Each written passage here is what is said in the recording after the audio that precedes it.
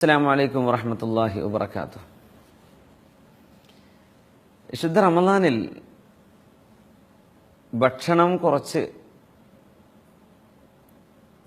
ജീവിത ചെലവുകൾ കുറച്ച്, ആത്മീയത വർദ്ധിപ്പിച്ച് അള്ളാഹുലേക്ക് അടുക്കേണ്ട ഒരു മാസമാണ്. പക്ഷെ നമ്മുടെ നാട്ടിലൊക്കെ കണ്ടുവരുന്ന ഒരു പ്രവണത, റമളാനിൽ ഏറ്റവും കൂടുതൽ ഭക്ഷണം കഴിക്കുന്ന ഒരു അവസ്ഥ, ഏറ്റവും കൂടുതൽ ഭക്ഷണം പാകം ചെയ്യപ്പെടുന്ന ഒരു അവസ്ഥ. റമളാനിൽ ചെലവ് വർദ്ധിക്കുകയാണ്. പ്രത്യേകിച്ച് പ്രവാസികളൊക്കെ നാട്ടിലേക്ക് പൈസ അയച്ചു കൊടുക്കുമ്പോൾ റമളാനിൽ പ്രത്യേകമായ ഒരു അലവൻസ്, ഒരു ഏറെ അയച്ചു കൊടുത്തേ പറ്റൂ. സത്യത്തിൽ നേരെ മറിച്ചാണ് വേണ്ടത്. നബി സല്ലല്ലാഹു അലൈഹി വസല്ലം തങ്ങൾ ഈ സമൂഹത്തിന്റെ ആരോഗ്യത്തിന്റെ രഹസ്യം പറഞ്ഞുകൊണ്ട് പറഞ്ഞൊരു വാക്കാണ്, നഹ്നു ഖൗമുൻ ലാ നഅകുലു ഹത്താ നജൂഅ. നാം മുസ്ലിമീങ്ങൾ എന്ന സമൂഹം എപ്പോഴാണോ വിശക്കുന്നത് അന്നേരം മാത്രം ഭക്ഷണം കഴിക്കുന്നവരാണ്. വഇദാ അഖൽന മാ ശബിഅന, നമ്മൾ ഭക്ഷണം കഴിച്ചു കഴിഞ്ഞാലോ വയറ് നിറയാൻ കാത്തിരിക്കുകയുമില്ല.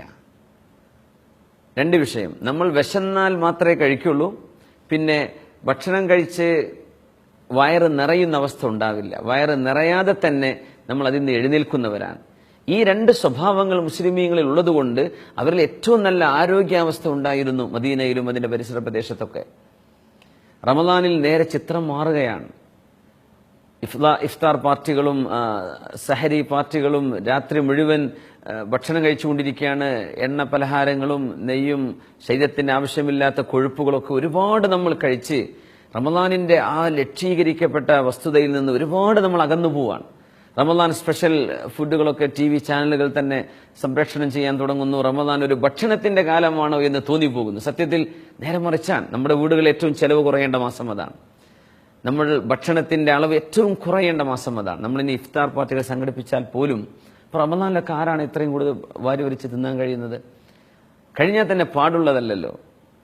അത് ആരോഗ്യത്തിന് തന്നെ ഹാനികരമാണ്. നമ്മൾ ഒരു ദിവസം മുഴുവൻ ഓൾമോസ്റ്റ് 10 to 12 hours നമ്മൾ ഫാസ്റ്റിംഗ് കഴിഞ്ഞതിന്റെ ശേഷം നമ്മൾ ഒരുമിച്ച് ഭക്ഷണം കഴിഞ്ഞത് എത്ര ഹാനികരമാണ് ശരീരത്തിന്. നബി തിരുമേനി സല്ലല്ലാഹു അലൈഹി വസല്ലം റമളാൻ അല്ലാത്ത സമയത്ത് തന്നെ നമ്മുടെ ഒരു ഡയറ്റ് സിസ്റ്റം പറഞ്ഞു തന്നിട്ടുണ്ട്. ഇന്ന് ഡോക്ടർമാരൊക്കെ ശരീരം നിയന്ത്രിക്കാനൊക്കെ നമുക്ക് ഡയറ്റ് കൺട്രോൾ പറയാറുണ്ട്, ഭക്ഷണം നിയന്ത്രിക്കുന്നത്. അതിൽ ഏറ്റവും മനോഹരമായ നിയന്ത്രണം പഠിപ്പിച്ചു തന്നത് മുത്തുനബി മുഹമ്മദ് മുസ്തഫ സല്ലല്ലാഹു അലൈഹി വസല്ലം തങ്ങൾ, നമ്മുടെ തിരുനബിയല്ലേ. നബി തങ്ങൾ എന്ത് പറഞ്ഞു? ബിഹസ്ബി ബിനി ആദം ലുഖൈമാതുൻ യുഖിംന സുൽബ. ആദം സന്തതിക്ക് എന്ന് പറഞ്ഞ മനുഷ്യന് അവന്റെ നട്ടെല്ല് നിവർത്തി നിർത്താൻ പറ്റുന്ന തരത്തിൽ ഒരൽപ്പം ഏതാനും ഉരുള ഭക്ഷണം മതി.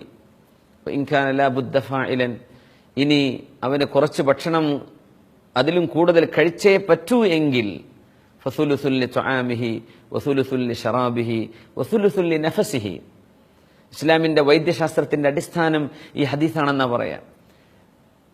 ഏതാനും ഉരുള ഭക്ഷണം മതി. ഇനി അത് പോരാ എന്ന് തോന്നുന്നുണ്ടെങ്കിൽ വയറിന്റെ 1/3 ഭക്ഷണത്തിന്, 1/3 വെള്ളത്തിന്, 1/3 ശ്വാസോച്ഛ്വാസത്തിന്, വായു എയർ നമ്മൾ എംപ്റ്റി ആയിട്ട് വിടേണ്ടതാണ്. 1/3 കഴിച്ചു, 1/3 വെള്ളത്തിന് നമ്മൾ ബാക്കി വെച്ചു, പിന്നെ 1/3 ശ്വാസത്തിന് ഓക്സിജൻ വേണം, ശ്വാസോച്ഛ്വാസം നടക്കണം, ശരീരത്തിന് കുറച്ചു ഭാഗം എംപ്റ്റി ആയി കിടക്കണം. അങ്ങനെ നിങ്ങൾ ഭക്ഷണം കഴിക്കാവൂ എന്ന് 1400 വർഷങ്ങൾക്ക് മുമ്പ് നമ്മെ നിർദ്ദേശിച്ച തിരുനബി സല്ലല്ലാഹു അലൈഹി വസല്ലം.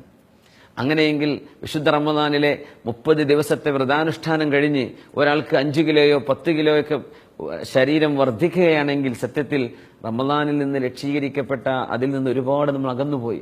സ്ത്രീകൾ ഒരുപാട് ഭക്ഷണം പാകം ചെയ്യുന്നുണ്ട്, മുഴുവൻ സമയവും ഭക്ഷണത്തിലാണ് നഷ്ടപ്പെടുന്നത്. അവർക്ക് നോമ്പിന്റെ സമയത്ത് ഖുർആൻ ഓതാൻ സമയമില്ല, അവർക്ക് നല്ല കാര്യങ്ങൾ പഠിക്കാൻ സമയമില്ല, ഒരൽപ്പം ദിക്ർ ചൊല്ലാൻ സമയമില്ല. എന്ത്? അടുക്കളയിൽ ബിസിയാണ്.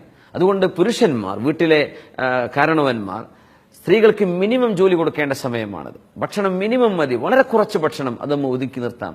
ഒരുപാട് മാംസ ആഹാരങ്ങൾ, ഉമർ റളിയല്ലാഹു അൻഹു പറയുമായിരുന്നു, മാംസത്തിന് ലഹരിയുണ്ടെന്നാണ്. മദ്യത്തിന് ലഹരിയുള്ള പോലെ മാംസത്തിന് ഒരു തരം ലഹരിയുണ്ട്, അത് മുസ്ലിമിന് പിടികൂടാൻ പാടില്ല. നമ്മൾ ഒരുപാട് മാംസം കഴിക്കുന്ന അവസ്ഥ ഉണ്ടാവരുത്. അപ്പോൾ കേരളത്തിന്റെ വിവിധ ഭാഗങ്ങളിൽ മുസ്ലിമീങ്ങൾ പ്രത്യേകിച്ച് തിങ്ങി താമസിക്കുന്ന മേഖലകളിലൊക്കെ ഒരുപാട് ഭക്ഷണത്തിന്റെ വില വർദ്ധിക്കുന്നുണ്ട്, ചെലവ് വർദ്ധിക്കുന്നുണ്ട്, ഒരുപാട് പൈസ വേസ്റ്റ് ആവുന്നുണ്ട്. ഭക്ഷണം ഒരുപാട് വിളമ്പി കൂട്ടുകയാണ് പെണ്ണുങ്ങൾ. ഇത് കഴിക്കാൻ പറ്റുമോ? പുരുഷന്മാർ അത് വേണം ഇത് വേണം എന്നൊക്കെ പറഞ്ഞ് അവരെ കൊണ്ട് ഉണ്ടാക്കിപ്പിക്കുന്നതും കാണാം.